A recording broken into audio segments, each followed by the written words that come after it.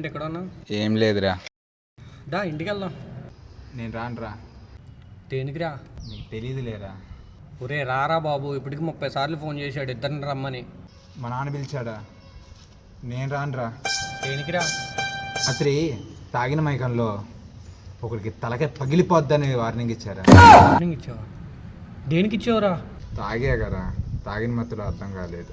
అరే ఏం కాదులేరా, మీ నాన్న ఉన్నాడు, మీ నాన్న చూసుకుంటాడు. దా. అసలు నేను వార్నింగ్ ఇచ్చిందే మా నాన్నకిరా.